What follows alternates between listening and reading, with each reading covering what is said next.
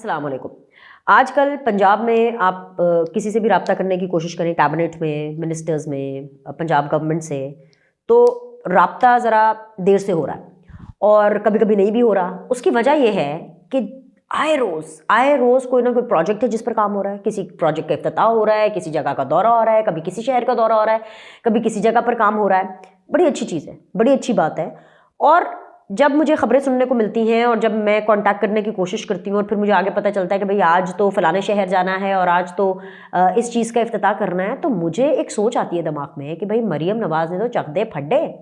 मरियम नवाज़ ने तो वो कर दिखाया कि हम तमाम खवातीन का, यहाँ पे मैं अपना बायस भी शो करूँ, मैं बिल्कुल अपना बायस शो करूँगी as a women, as a खातून, एज अ वुमेन प्रोफेशनल मैं अपना बायस शो करूँगी कि वो लोग जो खवातीन को कमतर समझते रहे हैं प्रोफेशनल मैदान में, आज उनको मरियम नवाज़ जवाब दे रही हैं। मरियम नवाज़ उनको बता रही हैं कि women are professional, women are multitasker, और अगर एक औरत चाहे, वो औरत जो घर बना सकती है, जो बच्चे पाल सकती है, जो बच्चों की नशो-नुमा कर सकती है, जो बच्चों की तरबियत कर सकती है, जो अपने बच्चों की तरबियत कर सकती है, वो कौम के बच्चों की भी तरबियत कर सकती है। सियालकोट के ज़बरदस्त मनाज़र, भाई सियालकोट गई हुई थी, वहाँ पर जो होनहार तलबा तलबात हैं, जो बच्चियाँ हैं, वो जिस तरीके से मरियम नवाज़ के लिए वालेहाना जोशो जज्बा रख रही थी, वो दीदनी था।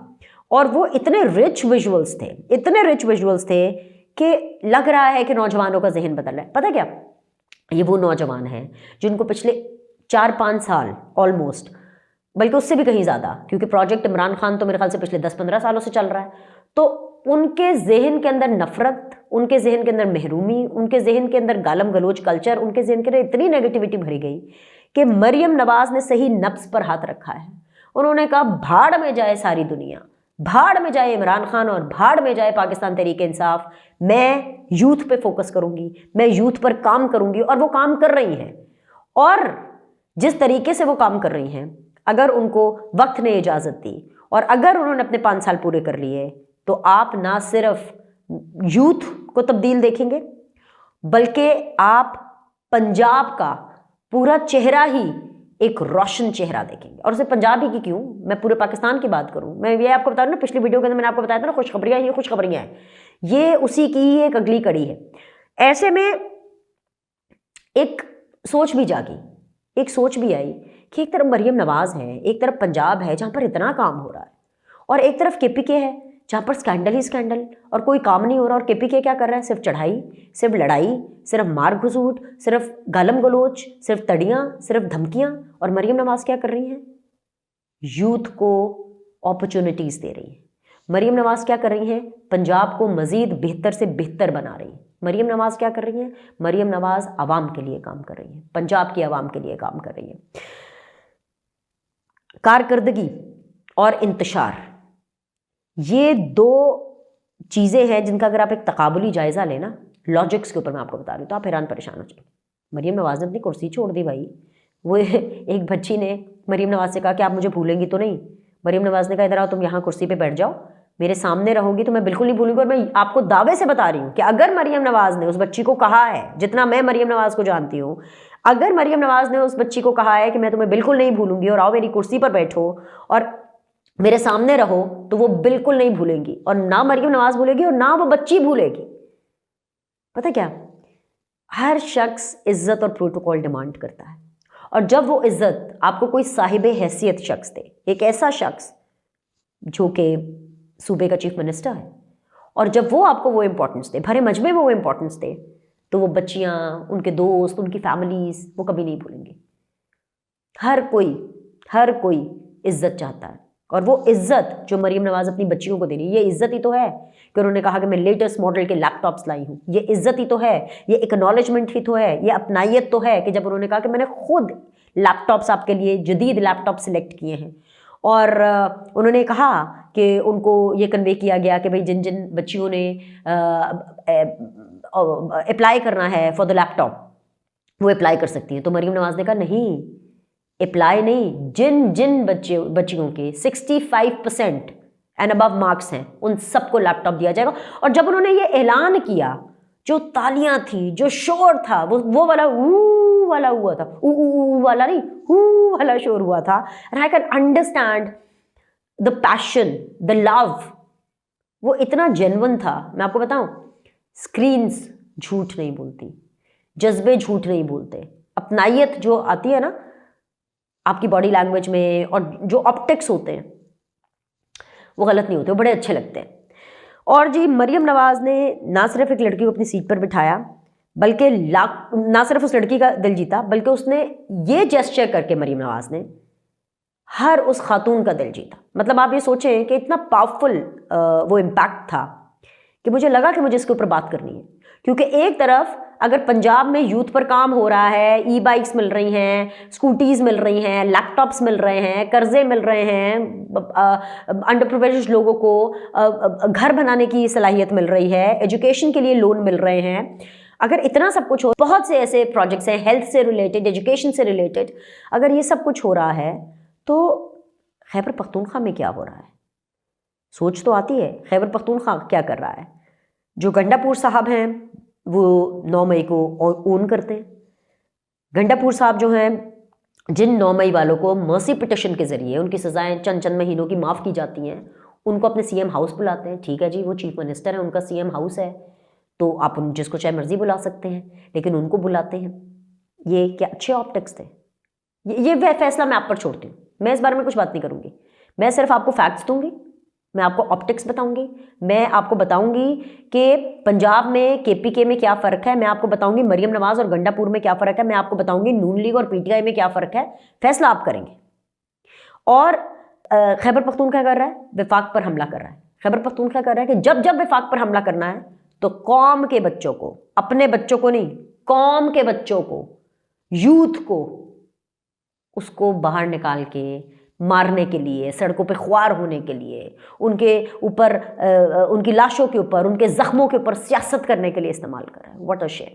और अब तो इस दफ़ा तो हद ही हो गई। इमरान खान की 11 साल से खैबर पख्तूनख्वा में मुसल्लत हुकूमत गरीब माओ और उनके दूध पीते बच्चों की करोड़ों रुपए की जो खुराक है वो भी खा गई है। जो खबर आ रही है 2 अरब रुपए से ज़ायद की फंडिंग के आलमी तंजीम के प्रोग्राम में एक बड़ा फ्रॉड पकड़ा गया है। जो लोग गरीब माओ, दूध पीते बच्चों के फूड सप्लीमेंट पर हाथ साफ करने वाले हैं, 190 मिलियन पाउंड तोशा खाना कैसे छोड़ सकते हैं? जिन्होंने बच्चों का दूध नहीं बख्शा, वो ये सारी चीज़ें क्या कैसे छोड़ सकते हैं? वो चीज़ें तो फिर बहुत बड़ी थी। तो इमरान खान का जो शिकार हैं वो तो दूध पीते बच्चे भी थे। Serious irregularities detected in Benazir नशर-ओ-नुमा प्रोग्राम इन खैबर पख्तूनख्वा। ये खबर है द न्यूज़ की, और ये खबर कहती है कि world food programme WFP halts initiatives, request independent audit to identify extent of misappropriations. ये 15 जनवरी 2025 को ये अरशाद अजीज़ मलिक साहब की खबर है जो कि द न्यूज़ में छपी है। वर्ल्ड फूड प्रोग्राम ने करप्शन और बदउनवानी की वजह से केपी हुकूमत के साथ काम करना छोड़ दिया है। खैबर पख्तूनख्वा में बेनज़ीर नशर-ओ-नुमा प्रोग्राम में संगीन माली बेकायदगियाँ और जाली मुलाजमीन का इंकशाफ हुआ है। वर्ल्ड फूड प्रोग्राम जो कि WFP है, उसने प्रोग्राम मुअत्तल करते हुए एक इंडिपेंडेंट ऑडिट यानी आज़ाद ऑडिट कराने का मुतालबा किया है। बद इंतज़ामी में 799 मिलियन रुपए, पता नहीं इतने 0,000 डाल के मिलियन में कितने होते हैं, मतलब मेरा तो कैलकुलेटर ही फट जाएगा, पता नहीं क्या है।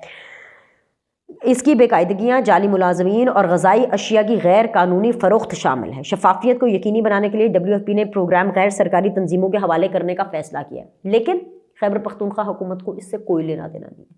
उनको तो इससे भी फ़र्क नहीं पड़ता कि खबर रिपोर्ट हो रही है, उनको तो इससे भी फ़र्क नहीं पड़ता कि उनकी ये चोरी, दूध पीते बच्चों की जो चोरी है, छोटे बच्चों जो जिनको इन्होंने डसा है ये काम करके, उनको तो ये भी नहीं पता कि भाई ये भी पब्लिक हो गई है। क्योंकि वो तो मैं देख रही थी CM साहब किसी प्रोग्राम में बैठे हैं और वहाँ पर बातें कर रहे हैं। और बातें क्या कर रहे हैं? प्रोग्राम में बैठना कोई बुरी बात नहीं है, अच्छी बात है, ठीक है, आप मीडिया को भी इंगेज करें, लेकिन जो झूठ आप बोल रहे हैं, जो आप तरियां लगा रहे हैं, जो आप अपनी हठधर्मी का मुजाहिरा कर रहे हैं, जो अपनी ढिठाई का मुजाहिरा कर रहे हैं, and at the same time, मतलब आपको समझ आ रही है?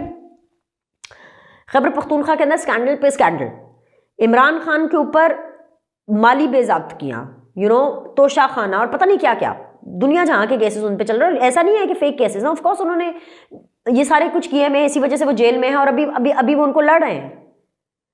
अच्छा, दूसरी तरफ CM KP के वफाक पे चढ़ाइयाँ, और तीसरी तरफ क्या हो रहा है कि पार्लियामेंट और सेनेट के अंदर बदजुबानी, हाईजैक करना पूरे के पूरे सेशन को, कि अपनी जो बात होती है वो बढ़ चढ़ करके बोलते हैं, बिलो द बेल्ट जाते हैं, बदतमीजी करते हैं, हुल्लड़बाजी करते हैं, ओए ओए ओए पता नहीं क्या, ओए तो पता नहीं क्या क्या कुछ करते हैं। उसके बाद जब हुकूमत बोलना शुरू होती है तो उनको बोलने नहीं दिया जाता। पीपल्स पार्टी का कोई बंदा उठता है तो उनके टाइम पे इतना शोर मचाते हैं, उनको बात नहीं करने दी जाती। हाईजैकर्स बन गए ये। चौथी तरफ क्या कर रहे हैं भाई, मुज़ाकरात। खान को बाहर निकालो, हैं, खान को बाहर निकालो। गंदी गंदी ज़बान के अंदर गंदे गंदे अल्फाज इस्तेमाल करते हैं आर्मी चीफ के बारे में, प्राइम मिनिस्टर के बारे में, इस मुल्क के बारे में, पाकिस्तान के बारे में। They have bad intentions. ये एक बद नज़र रखते हैं, एक बुरी नज़र रखते हैं पाकिस्तान की हर चीज़ के ऊपर। और फिर उन्हीं हुकूमती बेंचेस के सामने, मुज़ाकराती कमेटी के सामने जाकर इसी ढिठाई और स्ट्रेट फेस के साथ मुतालबा करते हैं कि भाई हमारे बंदों को छोड़ो, इमरान खान को बाहर निकालो। मतलब आप लोगों को समझ आ रही है कि क्या हो रहा है? मैं 10,000 दफ़ा कह चुकी हूँ, मैं पॉलिटिकल प्रोसेस में यकीन रखती हूँ, मुझे मुज़ाकरात करने में कोई प्रॉब्लम नहीं है। हाँ, अच्छी बात है अगर मुज़ाकरात हो रहा है, अच्छी बात है अगर वननेस का मैसेज जा रहा है, मगर दूसरी तरफ जिन लोगों के साथ मुज़ाकरात हो रहे हैं वो किस बेस पर हो रहे हैं? मुज़ाकरात की जड़ क्या है? एक फर्द वाहिद, कोई नेशनल इशू नहीं, कोई पाकिस्तान के नौजवानों के लिए, पाकिस्तान के बच्चों के लिए, पाकिस्तान की ख़वातीन के लिए, पाकिस्तान के अवाम के लिए कोई ऐसी लॉ मेकिंग प्रोग्राम या ऐसी नहीं जिसके ऊपर मुज़ाकरात हो रहे हैं कि भाई आप ये करें, आप ये करें, ये चीज़ सस्ती कर दे, ये चीज़ महंगी कर दे, ये लॉ मेकिंग कर दे। इसके ऊपर नहीं हो रहे, किसी नेशनल इशू के ऊपर नहीं हो रहे, पाकिस्तान की अवाम के लिए कुछ नहीं हो रहे, सिर्फ एक फर्द वाहिद के लिए हो रहे हैं कि इमरान खान बाहर आकर के। इमरान खान ने कौन सी दूध और शहद की नहरें बहा देनी है? आए थे ना, वजीर आजम थे ना, प्राइम मिनिस्टर हाउस में मौजूद रहे थे ना, कोई 3.5 पौने 4 साल की उनकी हुकूमत थी। कौन सी दूध और शहद की नहरें बह गई थी? तब तो बहुत बातें करते थे। वो एक साहब हुआ करते थे जो कभी भगौड़े हैं, जिनका अभी पता नहीं है, लापता है, गुमशुदा है वो, कि जी 2 लाख लाऊंगा तो पता नहीं, 2 लाख कह रही हूँ सॉरी, कि जी इतने पैसे लाऊंगा तो इसके मुंह पे मार दूंगा, इतने पैसे लाऊंगा तो उसके मुंह पे मार दूंगा। वो तो आज तक किसी को मुंह दिखाने के काबिल नहीं है। सो ये जब आप डिफरेंस देखते हैं ना कि एक ही मुल्क में 2 अलग अलग सूबे, 2 पॉलिटिकल पार्टीज, जिनके 2 अलग अलग एजेंडाज हैं और कंप्लीटली मतलब पॉजिटिव नेगेटिव। वो आपने बैटरी का सेल देखा है? एक तरफ प्लस का साइन होता है, एक तरफ माइनस का साइन होता है। मतलब ये बिल्कुल वैसी सिचुएशन है। This is such a thought provoking thing कि अगर इसको देख करके भी अवाम वाइजली डिसाइड नहीं कर पा रहे कि कौन सही है कौन गलत है, तो फिर तो मैं कहूंगी कि कल्ट फॉलोवर्स का तो अल्लाह ही हाफिज है। वैसे तो खैर सारों को अल्लाह हाफिज है, लेकिन उनका वाकई सही मानों में अल्लाह हाफिज है। लेकिन जिन लोग को समझ आ रही है, जो लोग ये डिफरेंस भांप पा रहे हैं, जो लोग सही और गलत के बीच में फ़र्क कर पा रहे हैं, जो लोग ये देख रहे हैं और समझ रहे हैं कि किसने मुल्क को क्या दिया और कौन क्या दे रहा है, वही इस मुल्क को आगे लेकर के जाएंगे। उन्हीं की मदद से, उन्हीं की सपोर्ट से ये सिस्टम आगे जाएगा, पाकिस्तान आगे जाएगा। अभी के लिए इतना ही। लाइक करें, सब्सक्राइब करें। आपसे अगली वीडियो में मुलाकात।